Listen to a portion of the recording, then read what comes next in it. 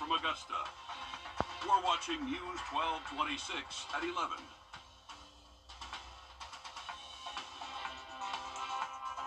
The White House lowering the American flag this evening in wake of former President Jimmy Carter's passing this afternoon. Good evening, I'm Hallie Turner. We have a lot of news to cover, and we'll get to weather soon. But first, former President Jimmy Carter died this afternoon at his home in Plains, surrounded by his family. And aside from being the oldest United States president, Carter was known for so many things. The first, and Georgians gathered at the Carter Center tonight to pay their respects to former President Carter. Georgia State House reporter Abby Casaurus has more from the Carter Center.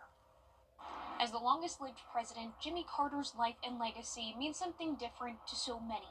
With prayers and support pouring in from around the globe, Georgians spent their time today coming here to the Carter Center to pay their respects. To see someone from Georgia, from rural Georgia, become the most powerful person and be known for doing good is it's something to be proud of. It's bittersweet, as passers-by say they know he's reunited with his wife, Rosalind, who passed away last year. I think the marriage they had, is something that we all hope to have one day, Jimmy and Rosalind Carter formed the Carter Center in 1982. Vice President of Overseas Operations Craig Withers says the center will continue to stand for their commitment to human rights and the alleviation of human suffering.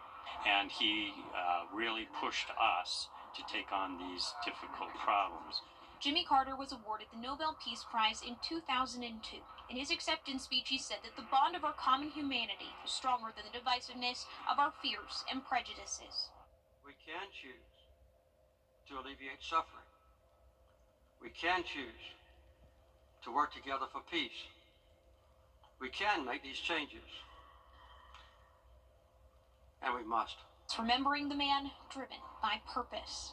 The Carter Center posted a tribute site online for people who want to pay their respects. In Atlanta, I'm Abby Casaurus. Well, what happens now that the longest living commander-in-chief has passed? Find out when News 12 at 11 continues. During the Rooms to Go wife Rosalind, who died in 2023. The two were married for 77 years and will be buried at the house they've lived in since 1960.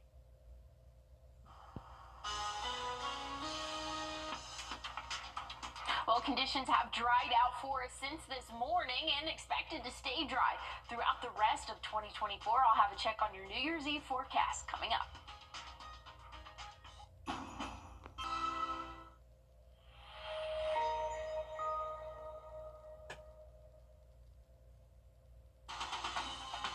Now, your First Alert weather with meteorologist Emily Acton. Well, conditions are starting to drop off temperature-wise for us, but much better sky conditions for the overnight hours. We're sitting at 53 right now here in Augusta and slowly but surely dropping off as, again, we continue into our overnight hours. I'm expecting us to see a low in the 40s as we start off our day tomorrow. Clear sky conditions, so that's going to help us actually cool off a little bit more overnight tonight. But that rainfall has completely moved out of our area, cloud cover along with it, so much better conditions again for the start of our week. That cold front has pushed through. Now tomorrow we can expect to see highs in those upper 60s, and then starting off Tuesday morning only in those middle 40s for us. Another cold front is going to be pushing through, but that's not going to reach us until late Tuesday. So Tuesday is going to be another warm day.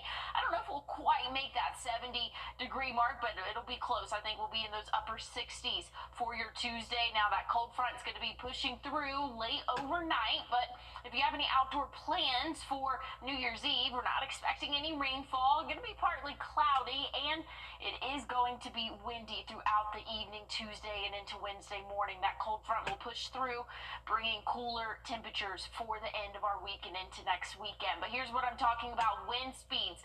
Tomorrow, not too bad, anywhere from wind gusts, anywhere from 10 to maybe 15 miles per hour. But once we get into Tuesday, this is New Year's Eve, anywhere from 20 to 30 mile per hour wind gusts can be expected. So make sure that if you are shooting off any fireworks or are enjoying them, maybe if you have a bonfire, things like that, make sure that you are aware that it is going to be windy out there as we go throughout our evening for New Year's Eve. Now, looking into the next week, so not this one that's upcoming, but January 4th through 8th, we're expecting colder air to move in for us, and there is a chance for some precip, but this is 7 to 10 days away. No forecast is accurate that far in advance, so we'll just keep a close eye on things. As of right now, we are just expecting to see cooler temperatures, and temperatures are a lot easier to forecast further in advance than precip, so just something that we're keeping an eye on. But as of right now, we are not tracking any snow. Just want to put that out there. We are not tracking that at the moment. 43 going to be that low tonight, so a mild start to your Monday. We'll see highs in those middle and upper 60s for the start of the week, cooling down about 10 degrees for your New Year's Day, and then those overnight lows could be a little bit below freezing for the end of the week and into the weekend. And as the nation mourns President Carter's passing, Hudson Automotive Group. This News 1226 championship coverage is sponsored by the Chris Hudson Law Group. All right, we're 3 days away from...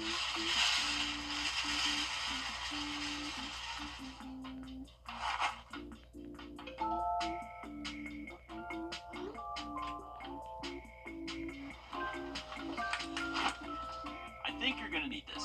The News 1226 First Alert Weather app. It's that fast. It's the one thing.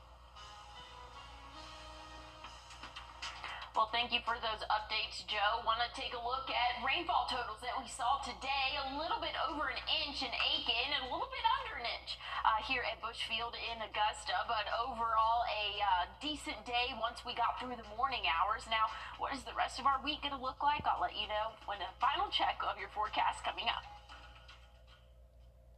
The Wilson. Ladies and gentlemen, we have an update in the Falcons-Commanders game. The Commanders got the ball to start overtime. They will have the first drive if they go down and score a touchdown. This one's over, but Atlanta is still in it. My heart rate right now through the roof, Emily. I'm hoping you can cool it off with some cooler temperatures over there. I like the segue that was a dad joke. Hey, we are going to be warm to start off our work week, but hey, the morning's pretty chilly out there. We'll be in the 40s, and then for New Year's Day, cold front's going to be pushing through early in the morning, so our high temperatures will only reach those upper 50s. It's going to be around freezing for the start of the mornings for the end of the week and into next weekend. Colder air is expected. Well, hey, that's our time. Thank you for yours. Don't forget, Law Call is coming up next. Have a great night.